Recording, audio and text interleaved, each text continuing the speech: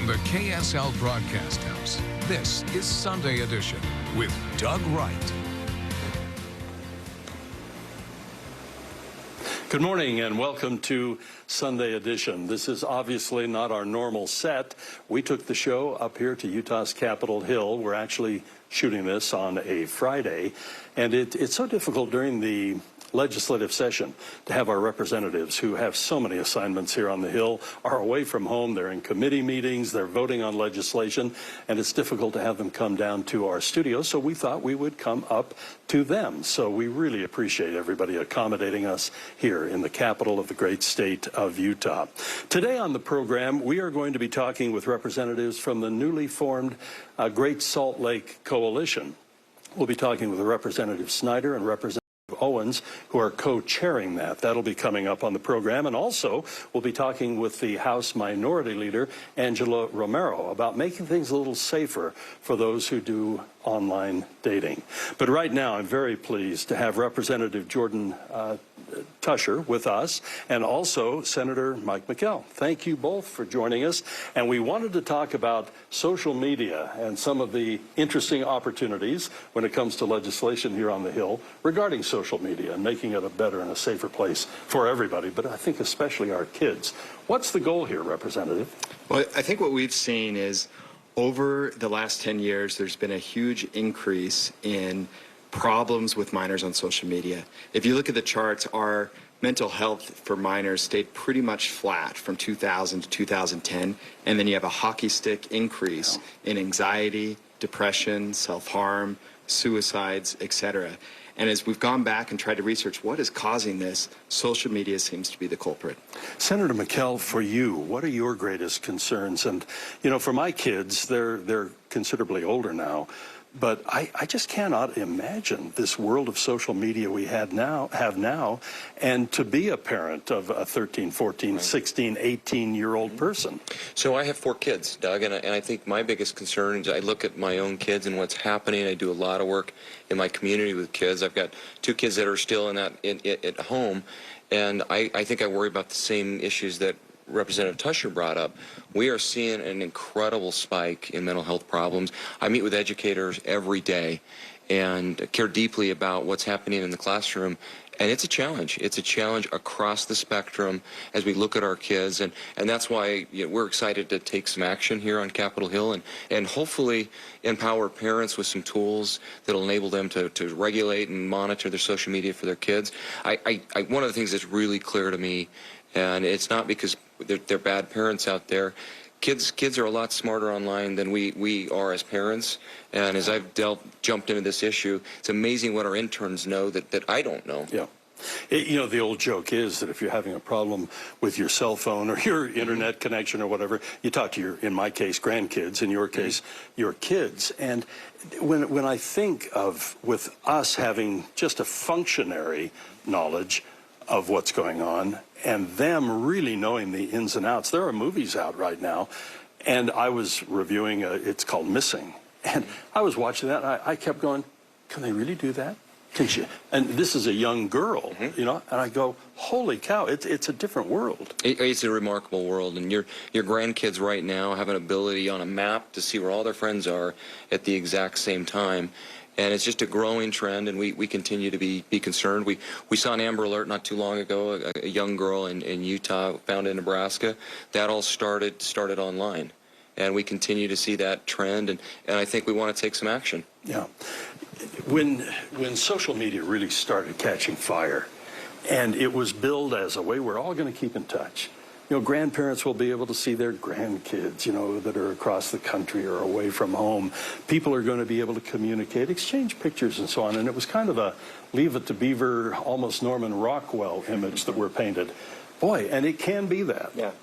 But often, far too often, that's not the case. Yeah, there's a lot of great benefits to social media, and we are not an anti-technology state. We want to take in all the good things that social media has, but what we're seeing is there's overwhelming harm, especially dealing with minors.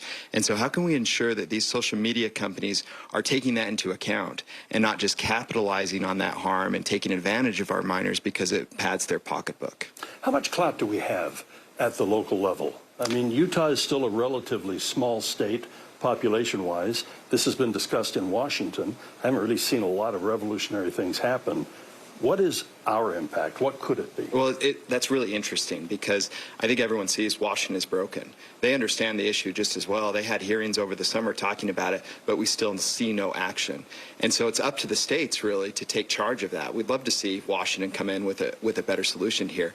But in the meantime, our state can set the trend, lead in the nation, provide a model that other states can follow until Washington can take charge. Mm-hmm. Is that one of the big issues? Because interstate commerce, one of the reasons we do things in Washington is to put a standard for all of the states, because we're all going across state lines all the time. And boy, if there's anything that crosses state lines, it's social media. Yeah, and I'll tell you, in a perfect world, we'd see a federal solution. I support a federal solution. I know Congressman Stewart is working on a federal solution.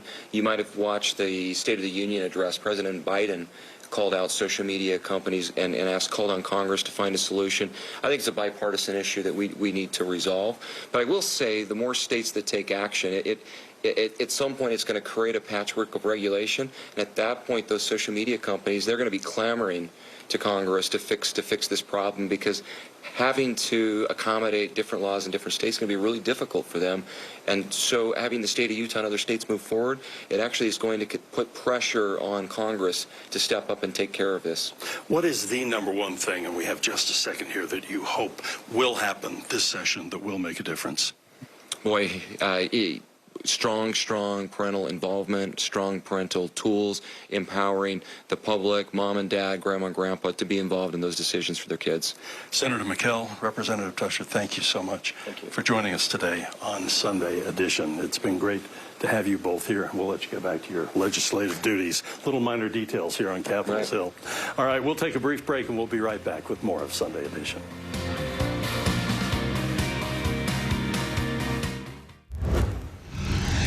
Throughout the state of Utah, discussions on water, it is a hot topic. And up here on Utah's Capitol Hill, there are quite a few bills that are dealing with water issues.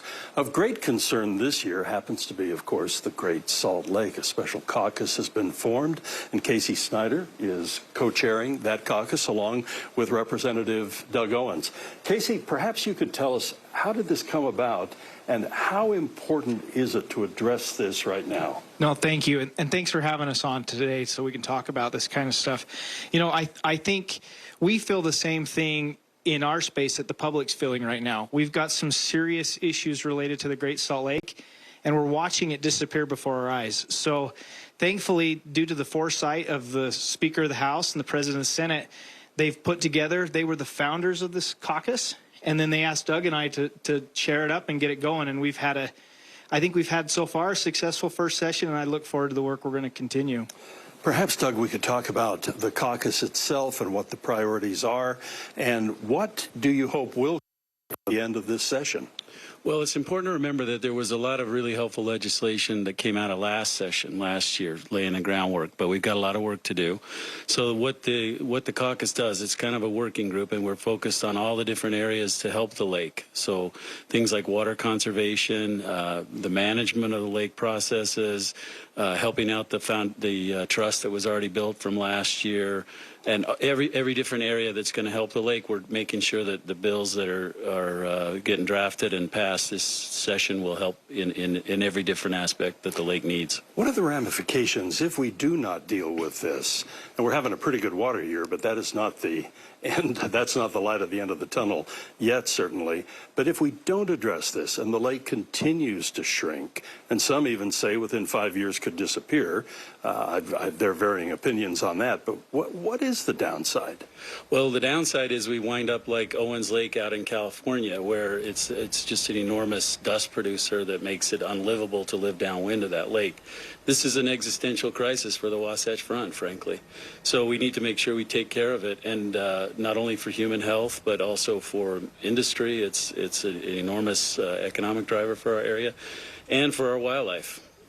When you analyze the downsides, again, of this lake going dry or drier, what specifically, I've heard about some of the toxic materials, heavy metals, just the dust itself. What are some of the things that Utahns really ought to go, that can't happen? Well, I mean, obviously, those things that you've mentioned, all of the above on that side. But it's sort of a self-perpetuating cycle that will only get worse. You know, if we don't have that lake, we don't have lake effect snow. We don't have lake effect snow. That means we don't have water in the Great Salt Lake itself, which means it's going to disappear even faster. So we've got to be proactive. We've got to put the tools in place to help the lake and put money behind it to make it happen. I will say I am not a pessimist. I'm an optimist. And I think this caucus and the work that we've done last session and that we're doing now, it is going to be successful. I think we're going to make a difference. I really do. I don't buy into it, the notion that it's going to be gone in 5 years. I just don't. But I do think it's time for everybody to step up a little bit and help ensure that not only are the pessimists wrong, with the 5-year, Debbie Downers are wrong, but that also that lake's going to be there for all of us moving forward. What will the caucus actually work to accomplish, and what are the mechanics of it? How often will you meet? What is your charge? Well, in politics generally, there are show horses and work horses. And this caucus has workhorses in it. So you're not going to see us having flashy news conferences. Gosh, we're grateful for this chance to talk about it. But you're not going to see us parading things in the press about all the work we're doing until we've actually done it. So this caucus is about working behind the scenes collaboratively with lawmakers of all stripes, pulling together the best and brightest ideas that we have during a legislative session, implementing them, and then showing folks that we really have stuck up for them on the lake. Representative Owens, you and I have actually talked about this privately, and sometimes when you're looking at the issues of the Great Salt Lake, it's a folly not to look upstream, as it were. And you look at some of the major water arteries that I remember as a kid, just even here in the Wasatch Front and especially in Salt Lake County, and the creeks that don't even flow anymore, or at least all year long. That's right. There's only one last undammed river that gets into the Great Salt Lake, and that's the Bear River. And most years lately, it hasn't even made it all the way to the lake. It winds up in the wetlands. But I think it's important to remember that conservation is going to be a piece of this, the solution. And I want to join Representative Snyder in saying I'm very optimistic. These problems the lake is having are human caused, and they're going to have a human solution, and I'm absolutely convinced that the pessimists are wrong and the optimists are going to win out. We're going to reach these solutions, and part of it is getting some of those streams flowing again. And we know there's a lot of water that our farmers are willing to contribute and cut back, and we need to make sure they're part of the equation and that we don't disrespect them or demand more from them, an unfair contribution. But I think that community is absolutely willing to help us with the solution and get some more water back into our streams. Most Utahns understand that a huge majority of our water, 70 to 80%, I've even heard higher than that, does go into agriculture.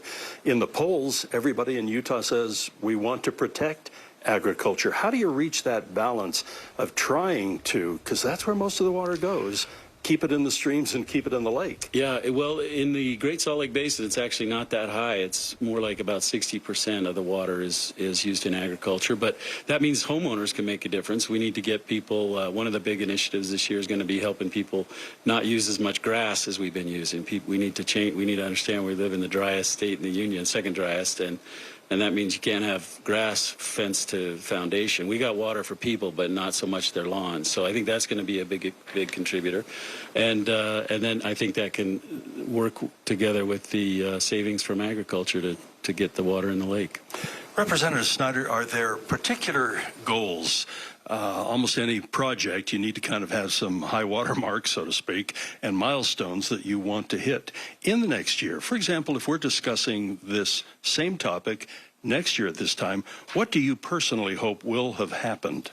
So last session, we put a lot of the legislative tools in place to make a difference. So you're looking at in-stream flow leases. We set up a water trust, those types of things. We're going to continue to fund those. And so I'm hoping by the end of this session, as we start next year, the things that we've both created and then paid for are yielding dividends. That would be a measure of success. I think looking forward, at the end of the day, we don't save a lake without water. So hopefully with the help of a good snowpack and Mother Nature, we can couple that with long-term strategies to ensure that water makes it to the lake. And I think that will include specific, tangible, identifiable water, pieces of water in various forms that are in the lake. That to me is success. Just a very quick final question. I'll ask this of both of you. Mother Nature, we don't have a whole lot of control over. What is the biggest issue, the kind of daunting maybe problem that you see? And I've given you a tough question that needs to be answered very quickly. Well, I think personal responsibility, regardless of your sphere, is what's going to solve this problem. So I'm in ag, and I have to recognize my contribution on that end and work towards making it better. You have industry operating on this lake. They've got to step up in a way they never have before. But frankly, somebody being very cognizant about when they water their lawn every day, they're as much a part of this and as part of the solution as anybody else. And so we all just need to recognize our part. Representative Owens, very quickly, what is the biggest obstacle in your viewpoint?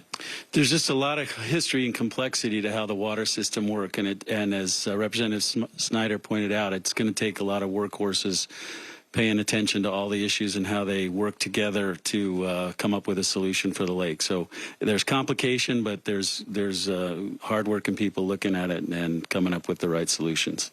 To both of you as co-chairs, thank you so much. Doug Owens, thank you. Casey Snyder, thank you so much for joining us here on Sunday Edition from Utah's Capitol Hill. We'll take a brief break. We'll be right back.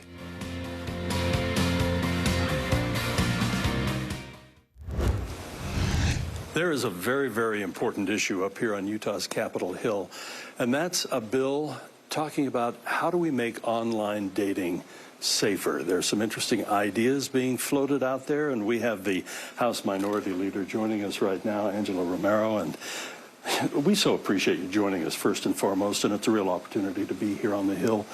What are your concerns about online dating? What do you hope can be addressed, and what's happening right now as we're up here on the Hill? So the bill passed last week, and it was brought to me by the District Attorney's Office, Salt Lake District Attorney's Office, because they had seen higher rates of sexual assault, but sexual assault they couldn't really prosecute, and so they wanted to look at dating apps and talk to the Attorney General's office, and also talk to Dr. Julie Valentine, who's a professor at BYU who's done extensive research on dating apps, and so they were starting to see an increase of sexual assault. But also, the dating apps also had concerns about people catfishing and committing fraud. So what we were able to do with dating apps, the District Attorney's Office, the AG's office, and Dr. Julie Valentine was come up with a bill that would just remind people that they don't do background checks, or if they do background checks, that they do. And then to provide a list of safety guidelines before you go out on a date with someone, before you meet someone, just because you know them through the dating app or you've been texting or been talking on the phone, doesn't necessarily mean you shouldn't take precaution like you normally would. Right. I was reading something about the bill as it was still being discussed, and it was the idea of kind of having a person who is almost like, on your side, who is aware of what you're doing, and even aware of maybe some of the things that you'll be doing, maybe a date and so on. Yeah. Is that still in the bill? Did that pass intact? That's still in the bill, and it's really interesting. I'm in my late 40s, and I have some friends who've recently gotten divorced, and so I have a friend who is on dating apps right now, and so I'm always her point person when she's going out to meet someone, just so somebody knows where she's at. And it's unfortunate that we have to get to this point because there are some serious conversations we still have to have here in Utah when it comes to affirmative consent, when it talks about education about consent. Representative Carol Moss has been running legislation for years now to try to have more healthy relationship conversations, particularly when we're talking about consent. We can't even talk about comprehensive sex education here in Utah. So I think if we had those honest conversations and we did the preventative pieces ahead of time, we might not need my bill. Very few bills pass or even make it to Utah's Capitol Hill, whether they're ultimately successful and signed or not. But there's always a kind of a key note that really needs to be discussed, is discussed, and is maybe even controversial. What would you define in this bill as kind of fitting that description? Well, just the warnings that we have on there, and I wouldn't say they're warnings, but the education pieces. One of the first things that you'll see on these dating apps, if you look through this, is like, if you don't have consent, that is sexual assault and you'll be criminally prosecuted. So sometimes we always put the responsibility on the survivor, the victim, and we don't put the responsibility on the person who doesn't have consent. And also with these situations where people are being catfished, we also allow the dating to notify people that they might be talking to someone who may not be who they pretend they are. Right. And it's really interesting because I have a colleague up here who somebody stole his identity and was pretending to be him. And the only way he found out about it is because one of these women called him up and he's like, no, that's not me. I'm happily married. And I don't know who you're talking to, but that person is not me. Yeah, it's very interesting. Other than through some friends and younger people that I know, I have zero experience in this arena. This wasn't even a potential when I was dating. But it's amazing, I would imagine, how many people who are in my position came out of the background that I did, as you mentioned, with a divorce or a death or whatever, and all of a sudden they consider. And some very, very happy relationships and marriages and everything else have come out of online dating. Yeah. But I have to tell you, the thought of just jumping into that arena right now, I would just be lost. I would be lost too. And, you know, my son's 26 and this is the way he dates. Yeah. And so I don't want to scare people and say this is not how you should date. That's not what we're trying to do. We're just reminding people to take those precautions. I so appreciate you as our House Minority Leader joining us here on Sunday Edition. Angela Romero, thank you for being part of the show. Thank you for having me. Thanks so much. And thank you for being part of Sunday Edition. It was fun to make the show available to you from Utah's Capitol Hill.